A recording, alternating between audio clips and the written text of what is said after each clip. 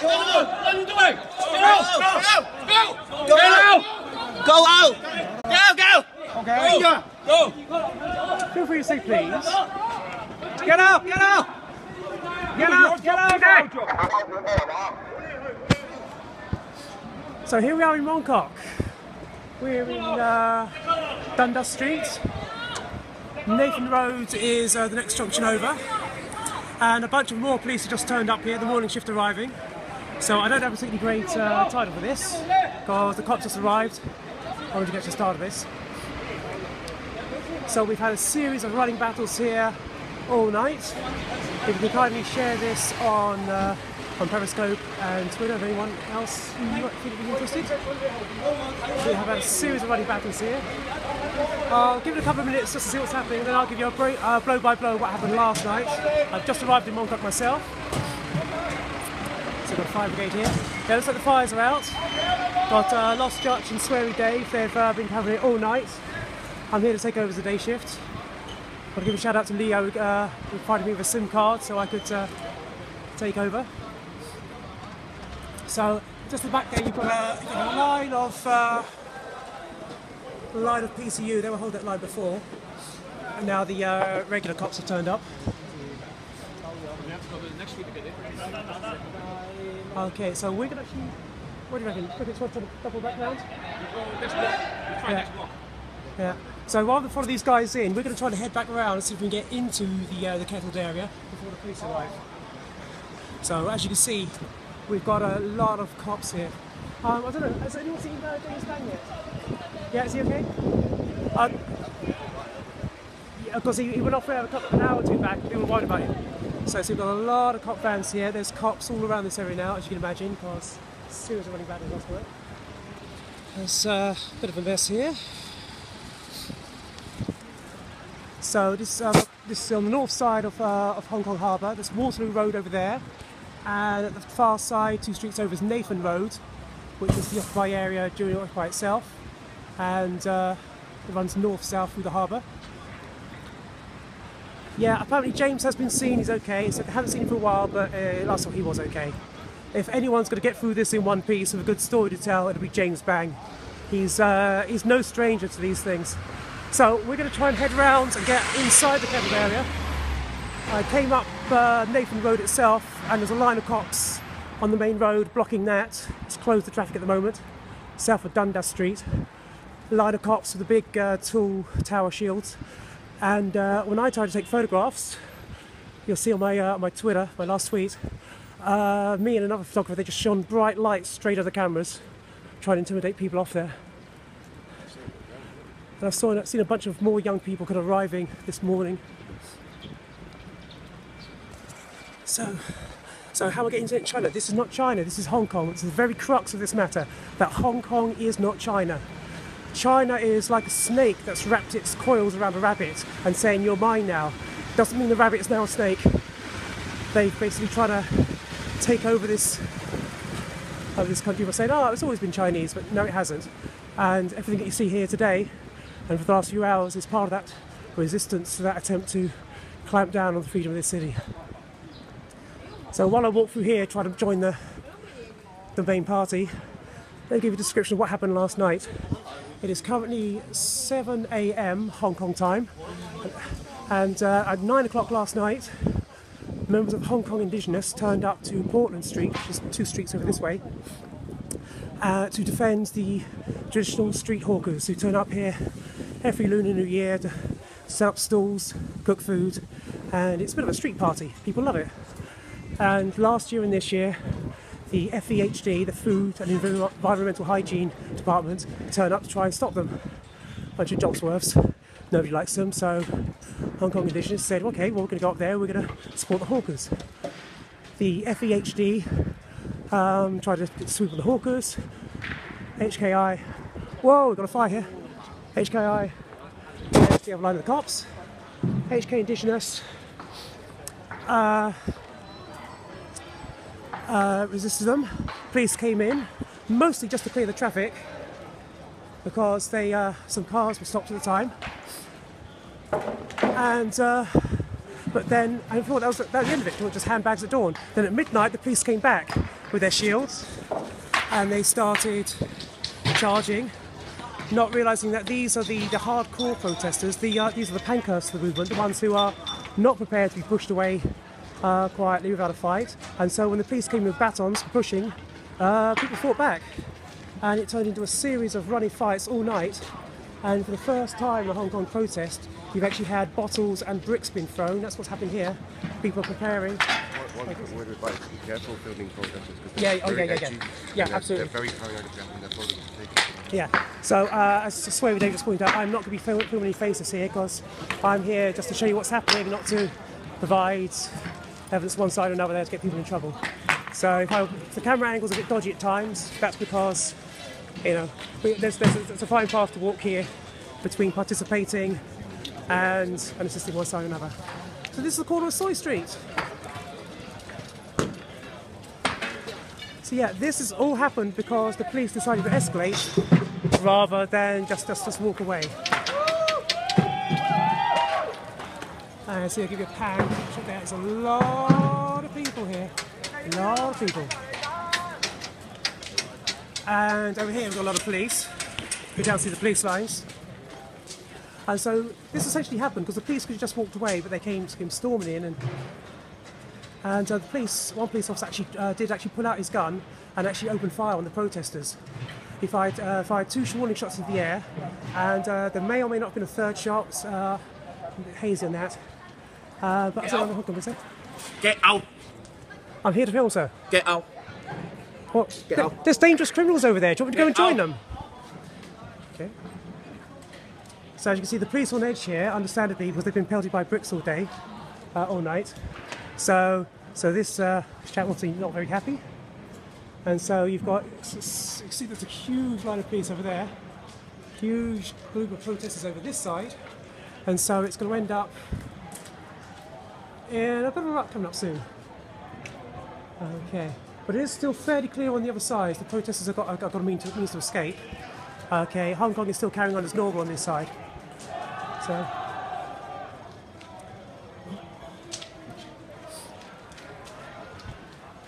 Oh wow, and this is unusual. This I've never seen before in a Hong Kong protest. See here, we've actually got a smashed up taxi. One of the most extraordinary things about this 79 days of Occupy protest last year was that there was no property damage done. In 79 days of road occupation, there was no windows broken, nothing set alight, people did not fight back against the police. And there was exactly one window broken, and that was on the government building, which was a legitimate target. I mean, there's more damage done after a typical Super Bowl celebration than there was in 79 days of democracy protests. And throughout that whole time, the police would come in with batons and pepper spray, and they would mount an assault on the protesters, and they would hold up cardboard shields and improvised armour, and basically just resist until the police were too tired to hit them anymore. There was passive resistance all the way through. And what we saw last night was a sea change. It's no longer a passive resistance. People are actually saying, well, you can come in and hit me with batons and pepper spray and try and force me off the street, then I'm going to hit you back. That's what it's been now. So we've got some press here. So this is extremely new. So if somebody wants to grab screenshots of this and dump it on Twitter, feel free to go ahead. So yeah, this is a corner of Soy Street and what's that next street over? It's the far side that burned down now. So came down from this side here. So there's a police building up the far street over there.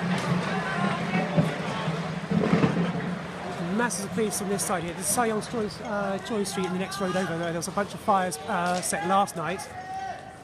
And the police, and the next street over is Nathan Road, which was also briefly occupied again last night. There's a great video recommended. It's in my recent tweets from KRISLC, Chris LC.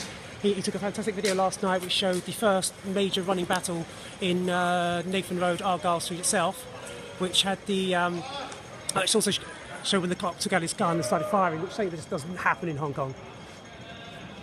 Okay, now you see at the back over there, see those yellow towers? I don't know if you'll see too well in this. Okay, these serve three purposes in Hong Kong for the Hong Kong police.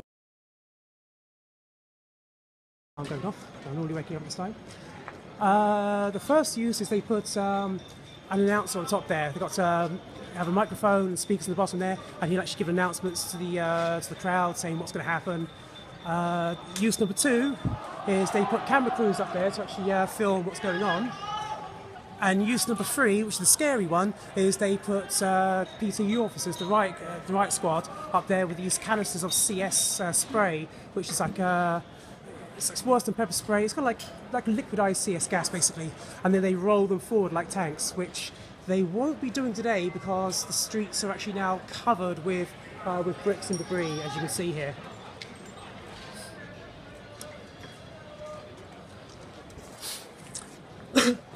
So forgive me if I've been missing most of the chat here. So do the police carry guns in Hong Kong? They do, yes, but they just never ever use them because Hong Kong is a crime-free paradise essentially. There's last year was the lowest year on record for crime in like 36 years, and that was with the Occupy protests. And you'll see up there on the back there, up on top of those towers there, they've actually got the PTU guys with the CS spray canisters. It's got a microphone up there for now, but the guy loads up like that means that they're probably going to try and roll those forward. They use them as mobile, as basically like tanks. They roll them forward, line of cops in front, line of cops behind, try and roll through the crowds, which just all happened here in Mongkok it's a year and a half ago, back during the Occupy protests. So my usual plan is if the police roll forward, I find a place to sit to the side. So they're not interested in me, they're interested in the protesters. They'll go rolling straight on past. And 7 o'clock, yeah, that's usually the time I like to do these things. A blast for the day. So I hope you guys be my witnesses that I'm just here with a camera. I'm not to anything naughty. So yeah, last night was an absolute change in Hong Kong protesting. We've never seen missiles being thrown at the police. There were instances yesterday where on Nathan Road saw where the police were actually just driven back. They were in full retreat, just running, leaving equipment behind, and they're just being met by a hail of rocks and bricks and bottles, glass bottles, as they retreated. There was a small cluster of 7 police. They were kind of trapped, isolated. They formed a little group by the side of the road, and they were just getting pelted with bricks. People were so angry on both sides. There's reports of police actually picking up bricks and bottles and actually throwing them back. Okay, so see all the guys in helmets here, all the press corps. Now, normally the Hong Kong police are supposed to allow the press full access, not hinder their cameras, and not get in the way. There was at least one member of the press arrested last night, that I believe, I'm aware of, possibly 2 different times. Okay, so a couple of friends said their press pass was the thing that kept them safe a couple of times there, and they were actually behind the police lines, but they're actually more danger there because of the hail of bricks coming in, which is just something that just does not happen in Hong Kong protests. You're seeing an absolute change in things here. But people have been asking politely for Beijing and the puppet government here in Hong Kong to exceed their wishes, give them democracy, give them the rights and freedoms that are promised to them, and yet time and time again the government just put their fingers in the ears and just said no, it's not happening. And so if I can do a very right thing and just appropriate the words of Martin Luther King for a second, a riot is the voice of the unheard, and I think some of these people here feel that this is what Hong Kong needed, that a wake-up call for Beijing, that we can't just keep on trampling over these people's rights. These youngsters here, they did not vote for this government, they were given no chance to vote for this government, and they will never be given a chance to vote for this government. And so they've got no stake in society, they feel like they've got no chance of actually changing how things are, and so they come out to the streets because it's the only place they voice they have. So the real question is going to be, how is the rest of Hong Kong going to react to this news this morning as they're waking up now? Because I say this is an absolute change. When it was the when it was the peaceful. Looks like all of the festivities are about to start.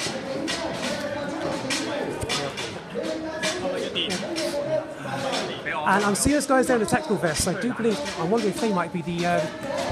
Aren't they the flag carriers?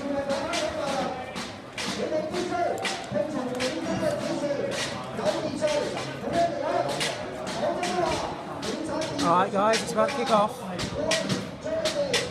I'm going to stay in my nice private doorway here behind these press guys with helmets.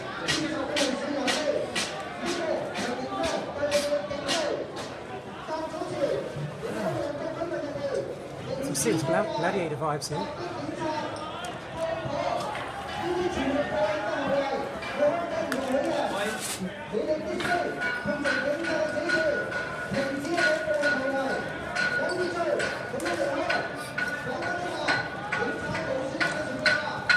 Okay, so I think I'm going to stick here and watch this spot here.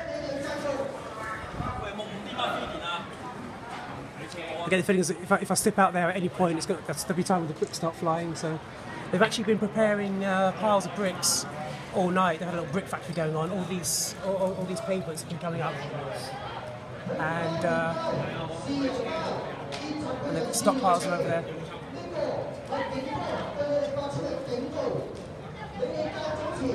So there's a protest all masked about this pepper spray.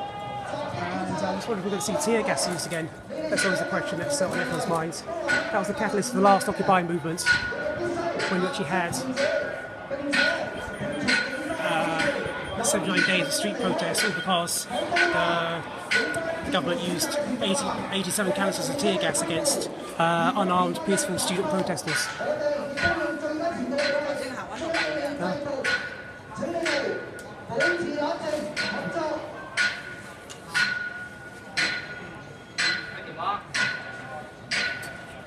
What colour area Mongkok? Mongkok is the most working class. Oh, there we go. Oh, they're getting assailed by that heavy of bricks here. Look at that. Wow.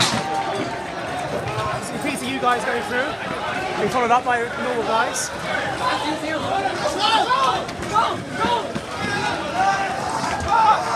So it must be a couple of hundred police gone by already. And they were met by an absolute wave of rocks there as they went through.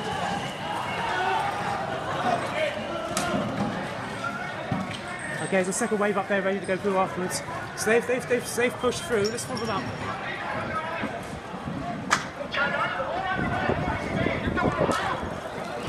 up. Okay, so they formed a new line here on this street.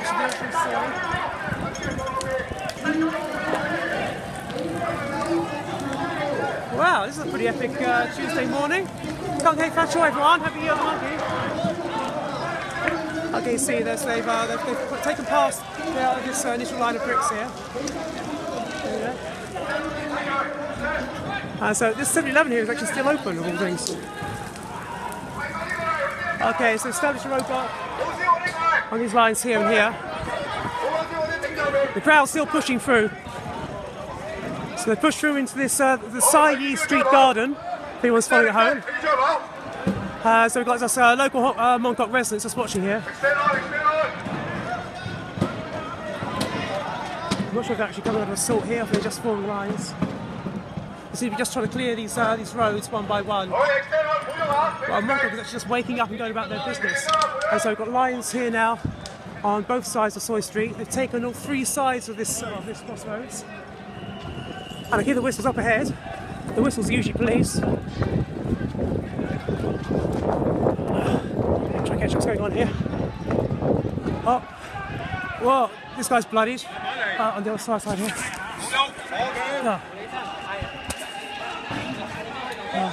Young guy under arrest there. He's smiling about it. Okay. It's got to be carried through. That guy, they're taking 1, 2. They seem to have snatched as many as they can. They've gone through. And they'll be carried through over towards Waterloo Road. And there's but the protesters actually have improvised some melee weapons as well. So this is Sai Yi Street, junction Sai Yi Street and Soi Street. the map here, show you where we are. And so the police have pushed through to here, and they've got at least 2 arrested over here. I saw like several taken this way. Oh, this guy in the green bomber jacket, his face is bloodied. He's taken a pounding. This guy here has taken an absolute pounding. He's bloodied front and back of his head. Taken an absolute pounding.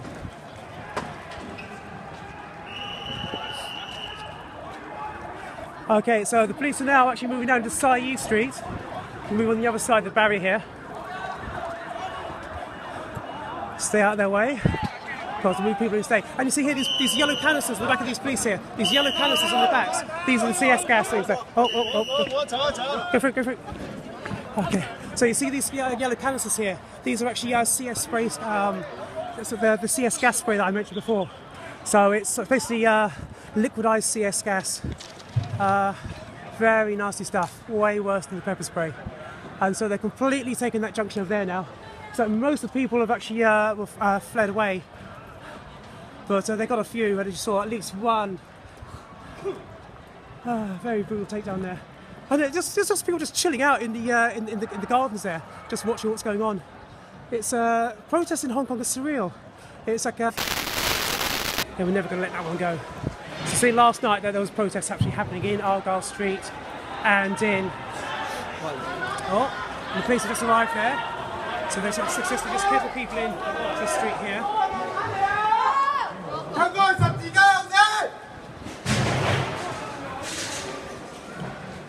Yeah, they're very keen not to let people out onto Argyle Street. Like I say, this is their particular line in the sand. So there's another supply of bricks there being sent out.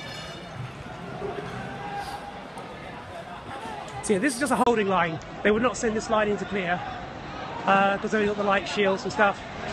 So as they're clearing, they're sending in the PCU guys. So this is just a holding line. We're not going to charge him from here, he says. But the fat guy was proving wrong.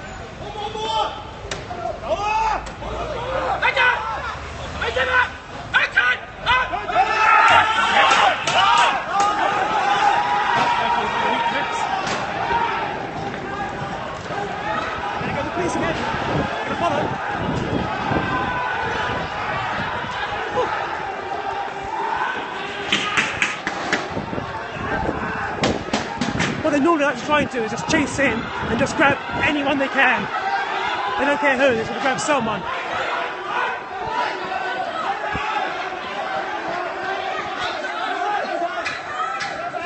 Got noise on Buster. Alright, so close off. So they're slowly closing the ring.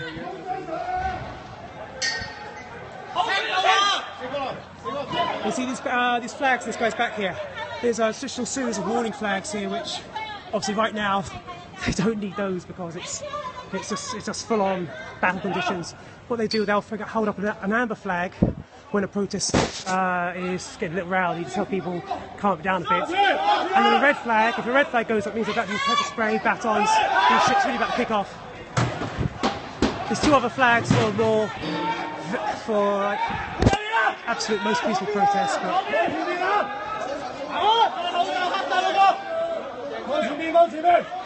So right now they're not actually using any flags because I say it's just full on battle conditions. Everyone knows it's just full on red flag territory, so they don't need them.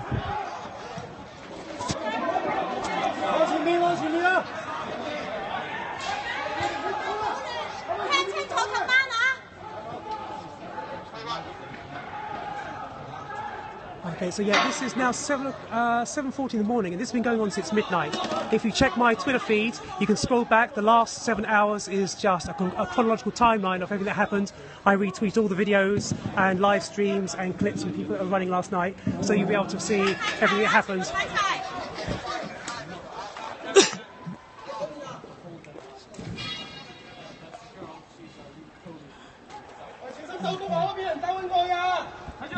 Yeah, we say like these ones wouldn't charge. Yeah, I've been wrong all night. Yeah.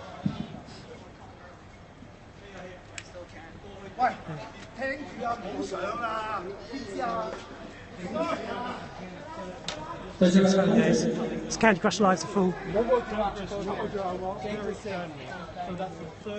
So all our live streams here at one point here. So I'm gonna move on around because okay, we can get different angles and things. So I'm gonna move up to the junction, see if I can get round to the other side. Our hacks and 2 legit to trip are still at this location, so if you want, you can follow them straight to their live streams.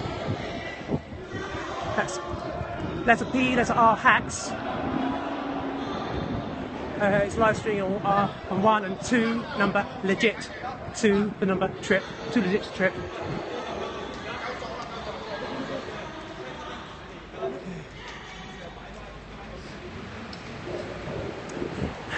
That order being restored. Well, I think order kind of, there is a kind of disorder apart from just the direct conflict with the police itself. And an American friend of mine used to say, and I told him about the protest, he'd say, look, don't be going up against the police, it doesn't look good. And unfortunately, this was the only option people were given. So we move around the next street. Is that during the Occupy protest, the government refused to talk to the students, refused to talk to protesters, just went inside, closed the doors, and sent up the police. The police were their designated negotiators. Beautiful morning here in Hong Kong. So these conflicts with the police and just showing up, the disparity in systems was the only way that people had to actually. Oh my god, I'm so unfit. Oh, I found a set of keys here. I found a set of keys. Lost property. Yeah. I know, but you know, I'll hand them in somewhere. Don't worry. I'll take care of them. See you later. Oh, look at that cop's face. We're busy right now. I know you're busy. That's why I asked. God, I'm a rascal like that. Dear oh dear.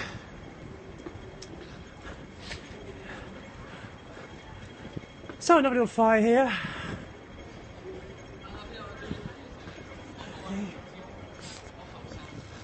Yeah, should have bought some marshmallows.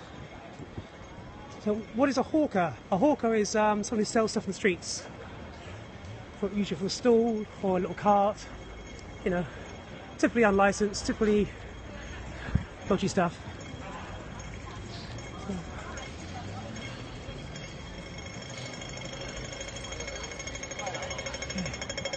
So where are we now? Now at the junction back to Sayi Street and Nelson Street. So where we first started was on the far side over there. We came up that far end, and then the police first charged up and then along, because that's there's that little park here. So we've got to go all around these streets a few times. So it's just this little network, sort of grid work of streets. The roads on this part of Kowloon are laid out in the grid pattern, similar like here, like American cities. It's not like on Hong Kong Island where it's just a twisty-turny network of streets. And Mongkok here is the most densely populated part of the planet. It's and so when that cop yesterday took out his gun and fired a couple of warning shots in the air, which they're not supposed to do under their rules, they've got rules about these things. It's because you know, gravity. How does that work? You know, what goes up must come down. You fire bullets in the most densely populated part of the planet, someone's got to get hit. So he's going to be in the naughty book, no matter what happens. And he's got previous. There's people already found photographs of him from previous protests, beating protesters. So the internet moves quickly. So another line forming up here. Oh, it's a really pretty fire actually. Look at it. Was that a tyre there? Yeah. Well, so the spark of this was unregistered vendors. Ultimately, the fuel for the fire is this still long-standing battle for freedom and democracy in Hong Kong, which was seen in the 79-day road occupation protests from late 2014. But the actual spark for this one last night was that one of the many things that's been done to clamp down on people's freedoms is the destruction of traditional Hong Kong culture, one of which being the Lunar New Year street markets where they cook the food. And last year and this year, the Food and Environmental Health Department, basically government jobs works, came in to try and shut it down. And some of the more frontline protesters who've been involved in this localist movement, been very proud about being saying we are Hong Kongers, it's not China, and sticking a middle finger up to China, stepped in to defend them, and so that they couldn't do anything. Now the police actually did not care about the food vendors. It's not their business. That's for the Food and Environmental Hygiene Department. But when some cars got blocked in the road, the police came in and tried to move the cars. The crowds were all protesting and not letting them through, and so they had just a lot of shouting, and eventually the cars get moved, and probably ran over some guy's feet. There's a bit of a traffic accident. Okay, and then it all faded away before it was all done. But then at midnight, police came in with batons and shields, decided to escalate the situation and clear this road, and clear the road in Portland Street, like about 3 or 4 streets over that way, completely unnecessarily. They didn't need to do that. It's midnight. People enjoying their food. They're eating their fish balls and their egg waffles and their shrimp and all this other food of dubious hygiene being cooked on the street. You know, they could have just left it alone, but no, they had to escalate it. And for the first time, normally what happens is that the protesters will just leave, or during Occupy they would hold up these cardboard shields or this improvised body armour and just resist passively. But these protesters are young ones. They're the radical ones. They're your front line. They're your Pankhursts of the suffragette movement. They're the ones who are prepared to have a go, and they're the ones who said that, you know what, if they're hit, they're going to hit back. They're not going to take it passively. It's like going around Argyle Street here.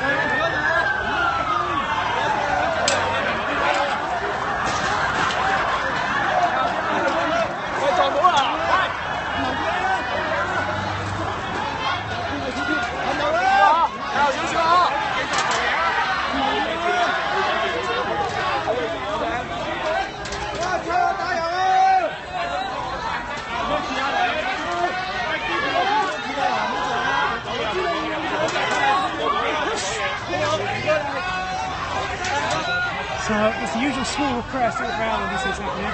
They grab someone. You have protesters swarming, trying to help. You have the police themselves taking cordon. Press all crowding in. See what's happening there. This is scenic close to the home man way here.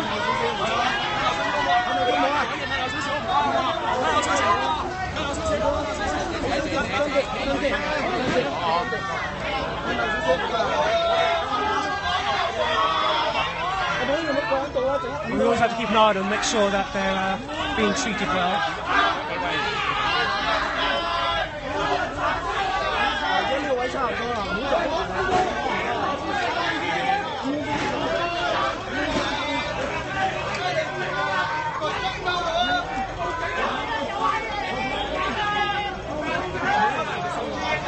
Someone arrested.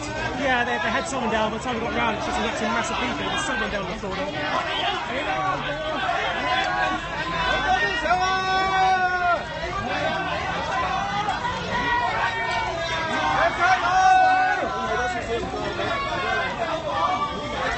Some of the buses and things go past the wall this morning in the morning.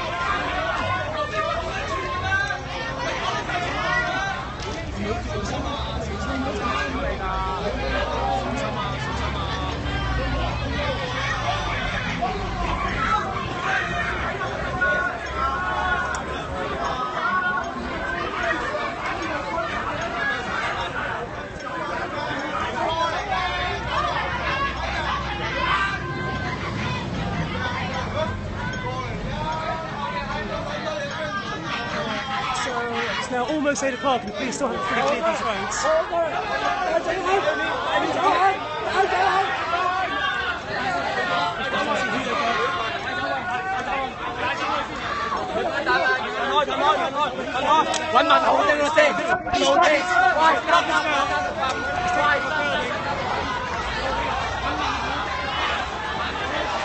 Leading back through this police line here.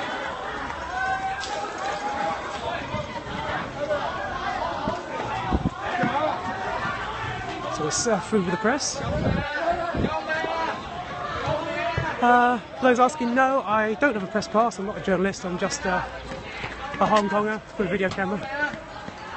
But I tried to be as wide as I can, not get in the way, and they let me go anywhere, almost. Not surprisingly well. It's almost like it was a press pass. Anyone who tells you that white privilege is not a thing, it's like, well, it stopped me getting my head kicked in these protests quite a few times. Sorry, bruv.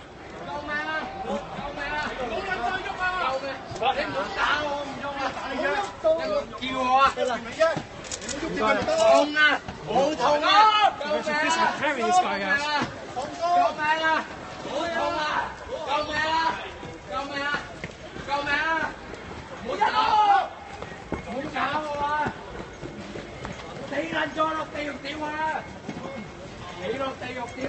So yeah, their actions doing these things is obviously because they can't just come and arrest the entire crowd. It's just there's too many, and they've also got to provide the evidence for most of they've arrested. They usually try to come in and just try and snatch 2, 3, or 10, as many as they can, and usually they'll try and like target 1 or 2 and say like that one there, grab him, point a camera at him. Although so many there.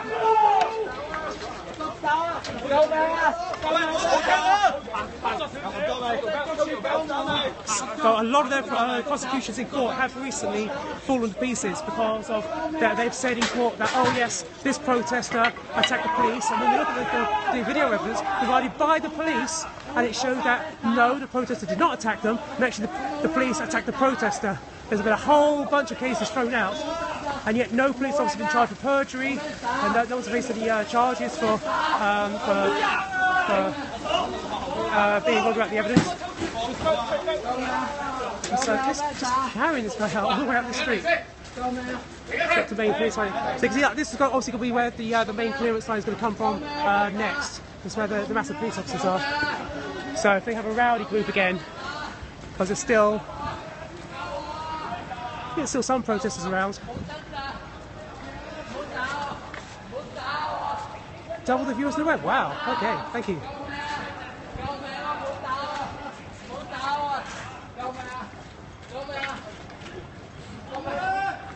And in case anybody from news media is watching, everybody is free to use this material for news broadcasts or whatever. Just credit my my username. Let's call you Breitbart, in which case you can fuck right off. But any other news company is fine. Yeah. Okay, so now he's through the police line. So that was quite a walk. That's a couple hundred yards there. He was physically carried all the way down this street to the main police line.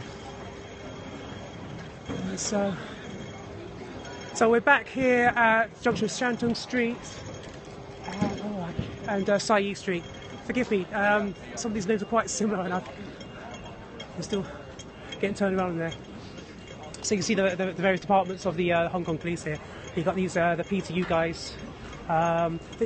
They might be the airport security guys. During the Occupy, they formed a special group, which was a mix of the airport security guys, like your top anti-terrorist lot. So the PTU guys, like a super police team. They had various names. I forget which one they go by. They were just, cops. But if not, it's the regular PTU guys, the police tactical units, which is Hong Kong's version of SWAT.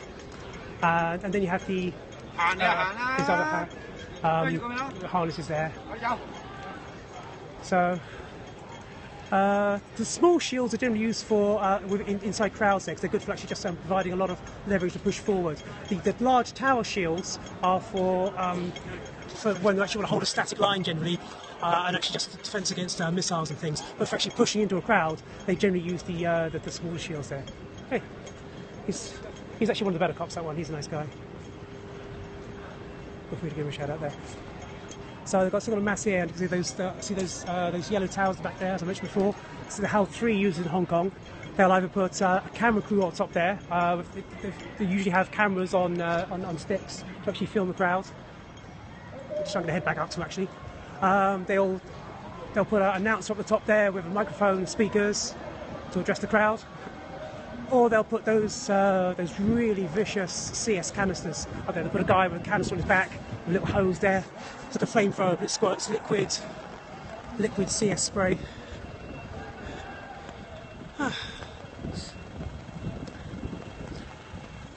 Yeah, the birth of non-passive resistance in protests in Hong Kong. It's a complete sea change.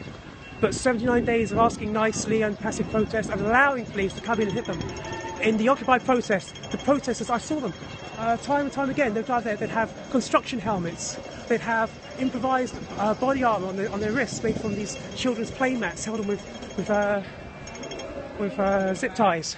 They'd have cardboard shields covering cling film and goggles and face masks, and their only plan was to hold up the shield until the police got tired of hitting it and just passively backing away and just using the sheer weight of numbers to hold the police off, which is just not a viable tactic when the other side has got batons and pepper spray.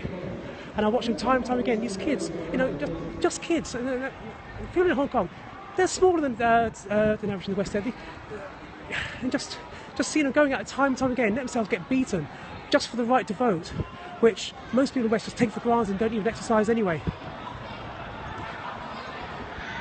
So I often have people ask me and say, what can you do to help? What you can do? Vote. Take part in the democratic process. Let the people here fighting for that same right, let them see that it actually can achieve something if you actually bother to use it, rather than just let it go to waste.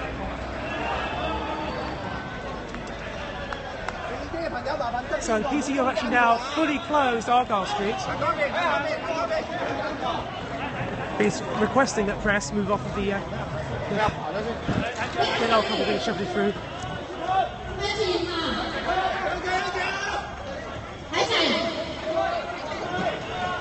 So they've got these little wheeled speakers and microphones that they like to send around. What we need to one day is we're always hoping that someone will work out how to actually hijack that. We've got some Kenny Loggins instead. Bit of Beyonce on there, you know.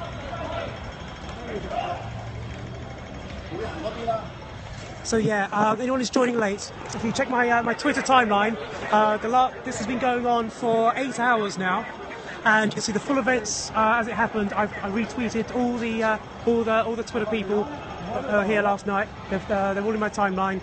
It's just scroll back 8 hours and scroll forward.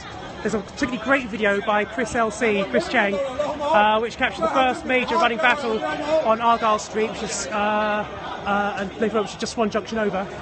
And that's when the police were actually firing their guns.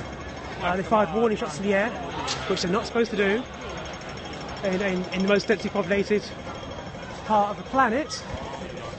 And then pointed the gun at protesters. And there was actually a running battle going on the street.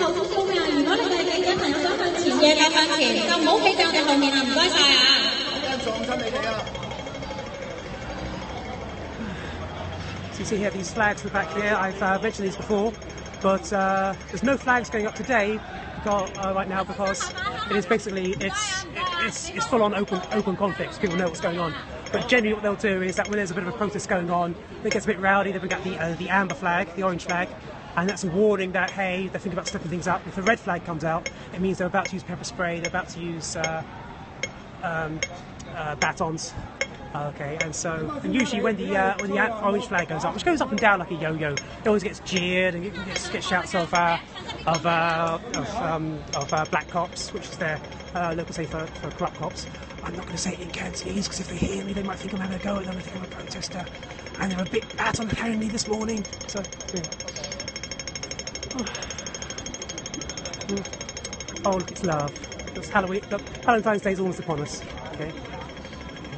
Why do birds suddenly appear every time you are near? Sorry.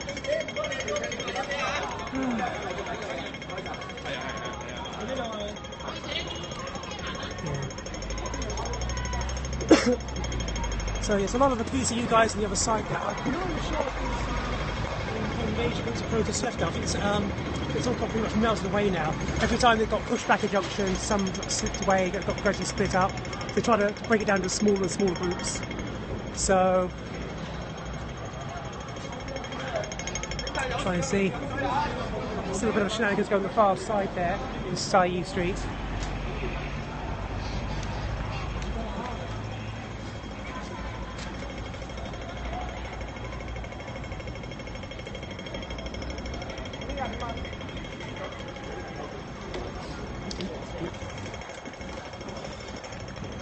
I think I'll see if I can nip across the street there.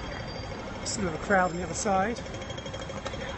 So, I think we're in the final throes of this. The real discussion is going to be, though, what's going to happen the next few days. There's going to be massive reaction to this. North of the border, south of the border. One of the live streams last night was Agnes Chow from Scholarism. She's one of the young student leaders that was prominent in the Occupy movements there, and everybody adores her. She's young, she's clever, she's a great symbol of the future of what the city has there. And twice, whilst live streaming last night, she got pepper sprayed.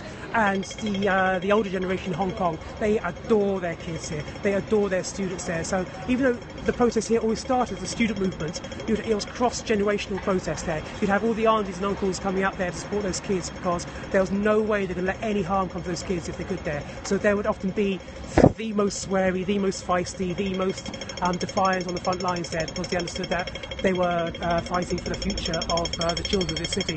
You know, because by the time One Country, Two Systems up there, 2047, that's it. I've had my time. I'll be an old man. I'm done. But these kids here, you know, last year we just hit the anniversary of 18 years of since the handover. There's now not a single child born in Hong Kong that was from when it was a British colony, and it went from being a British colony, a benevolence situation, to being effectively a Chinese colony. And people don't hate China. People don't hate the Chinese. It's the Chinese Communist Party. It's that's what it's called here. You know, need a free China as much as you need a free Hong Kong, but we can just do our own small corner things. So they're not letting people through this line here too much. What I'm going to do, I'm going to back up and around, see if there's still a group in this far side.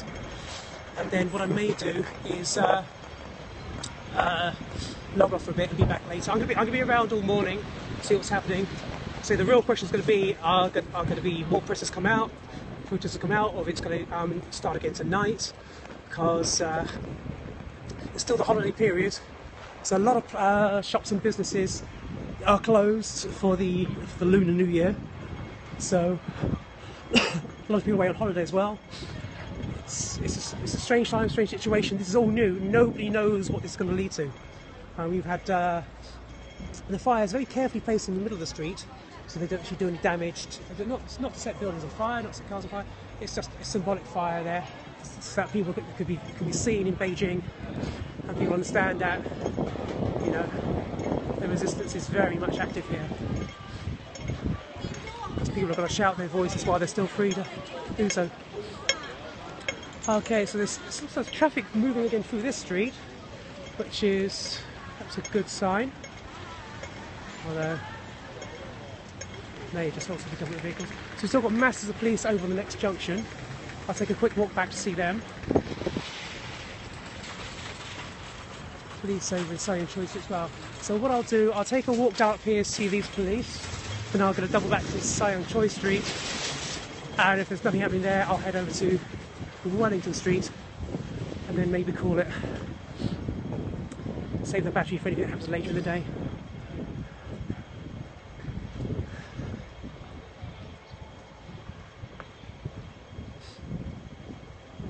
So yeah, my Twitter handle is the same as my Periscope handle, obviously.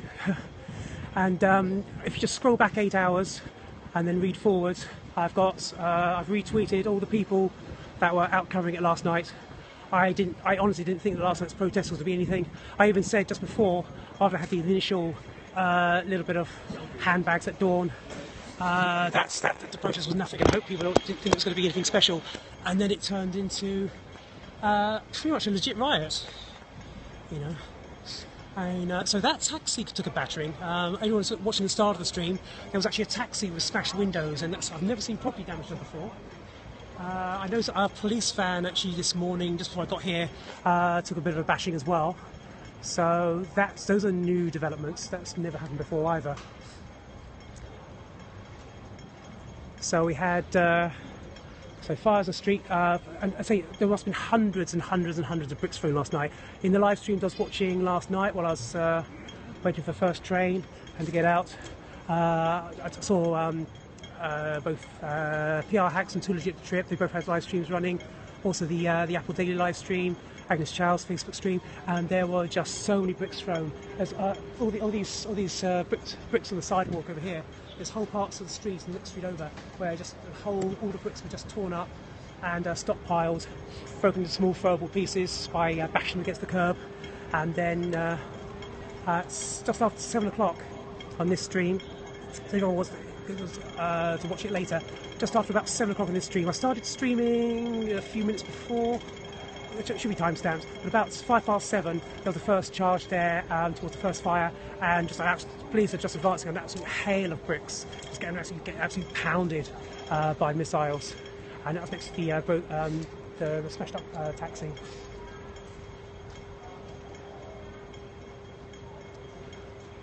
Okay, so this bit's all pretty chill here, just regular Mongkokers going about their business. Mongkokers, is that a word? I don't know. It's the Mongkok people. Mongkok is the most working class, down to earth part of Hong Kong. It's the most Hong Kong part of Hong Kong. You know, Hong Kong Island itself is where all the expats live and all the bankers and all the money is there. So you've got some beautiful old colonial buildings, and that's where I live, and it's fantastic. I love it. But Mongkok itself, it's raw. It's in your face. It's amazing. The people here are the most feisty. I mean, they will not back down from a fight. In October 2014, the police actually cleared the occupation camp in the morning, and then in the evening, Mongkok just rose up like an angry god and said, "No, that's our street. Well, we didn't say you could clear it. We're taking it back." And so when they actually cleared the occupation camps in November, December, they actually cleared the Mongkok one first, because they knew that Mongkok was where the warriors were. Mongkok was your frontline camp. That was where the battle lines were, the trenches. The Admiralty camp was more kind of little. It was a picnic by comparison. So it was quiet and peaceful, serene. Whereas Mongkok, it's right in the middle of the city here. It came under attacks daily from triads, from so-called blue ribbons, who are the pro-Beijing, anti-democracy goons, some of which are true believers, some of which are just hired thugs. And so that last night, the occupation was just a series of running battles. Okay, so crossing over here to Sayang Choi Street, which is the main pedestrian street here, parallel with Nathan Road. And this saw a lot of action last night. This was where the first fires were set. Okay, so this is Sayang Choi Street. The next road over is Nathan Road, which is the main north-south road, and the next road over is Portland Street. Portland Street was where it all started. Oh, wait, one more road. So Portland Street was where it all started last night. You had the... Is it open this way? Yeah. This way long. Is closed. This way's closed? Okay. This way? This way? Yes. Okay. What a charming chap. So it's all started over in Portland Street. That's where it's not a pedestrianised street, it's just where people like to gather and have a little impromptu food fair at Lunar New Year. So I'm just going to head on round. Still police here. Back up the Margall Street. It's looking like the action may all be done for the day. So we've had some running, we've had some brick throwing, we've had some fires. It's only been the most interesting periscope I've had for a while. So yeah, there's a few regular people that are always tweet for the protests. They're all in my timeline last night. People like, you'll see the names if you check my timeline. People like Lost Dutch, Too Legit to Trip, PR Hacks, Theo Rass, Chris Cheng. There's a whole bunch of them. So looking pretty clear now. Looks like it's everyone's just going about their business.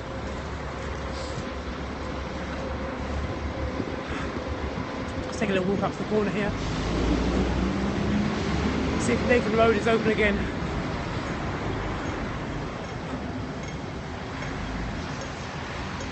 So yeah, this certainly will not be the end of things. Hong Kong. This is the dawn, quite literally, of a whole new day in Hong Kong in terms of how protests are conducted, and the police are deciding what they want to do in protests, if it's all going to escalate there. this changes everything, and it's right now nobody knows what's going to be happening here.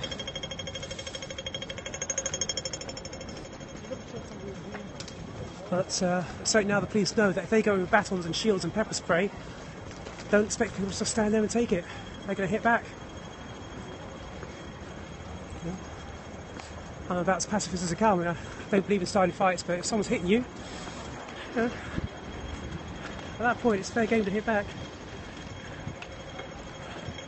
And everything that happened last night was just needless escalation. There was absolutely no need for the things to happen that did happen. And wow, you see we've got like 1 million police fans down here.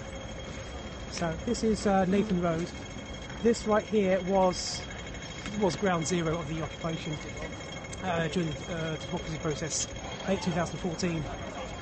This was the front line here, where this was where the camp started, and this is where it ended. And the police had their little camps here, so we had barricades across this road here and this road here, and they were up for a couple of months.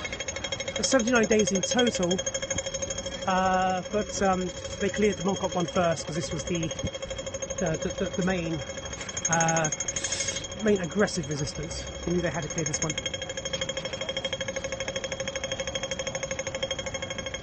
Yeah, and that beeping is the Hong Kong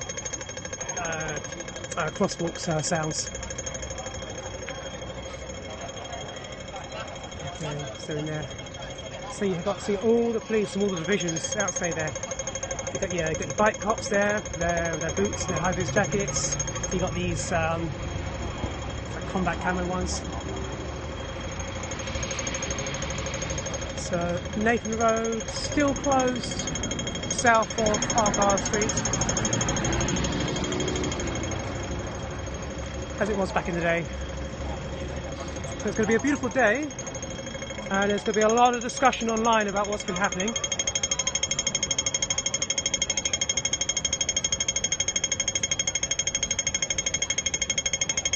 Carrying about like 5 or 6 big boy batons.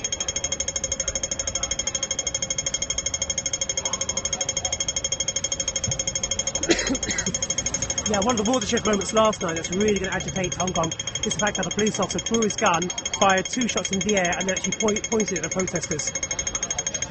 I mean, to be fair, it was all kicking off at the time, but even so, it's like no one in the city has guns there. The police do not draw their guns; they do not point them at people.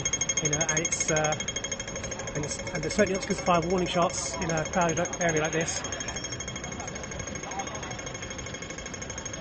A lot of this will sound alien to people who are familiar with Western protests, like with the UK, where you'd be used to seeing things smashed all the time, things on fire all the time. It's like, yeah, it doesn't happen here. And in America, where you see guns being used all the time, it's like, it just doesn't happen here. This is a crime-free paradise.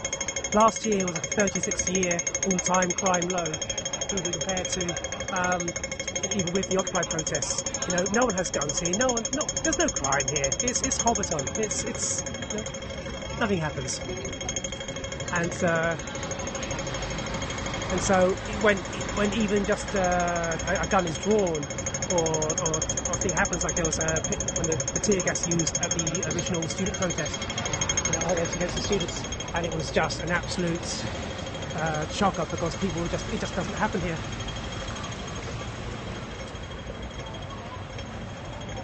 So, certainly be some interesting discussion today, and I'm not quite sure. Someone in the chat may know if there's if traditionally the food vendors come back on the coming back tonight as well. Because if they do, then we can see if the FEHD comes and try and move them again.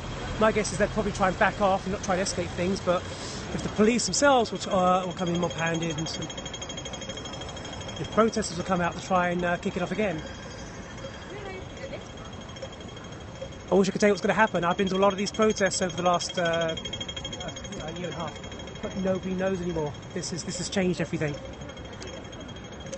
So you know what? I think I'm going to call it there. I think we've had all the brick throwing, fire burning, taxi smashing, cop chasing, arrestee carrying fun we're going to have for one morning. I'm going to close the scope. I will be on again, obviously, if anything happens. I'm going to look around Mongkok for a few hours, see what happens. And I'll be around tonight, just in case it goes on. So me and all the rest of the crew from my Twitter feed, who I retweeted last night, we'll all be out here to watch for you guys. So feel free to follow if you want to see more what's going on. And thank you for joining today, and thank you for caring about what's happening here. More than anything else, we want people to know what's happening here. So the story's told there. I'll catch you guys next time. Oh yeah, don't worry about James Bang. He's fine. I saw him earlier. He's still around. He's having a great time. James Bang is indestructible. Nothing's gonna get him. Alright guys, take it easy.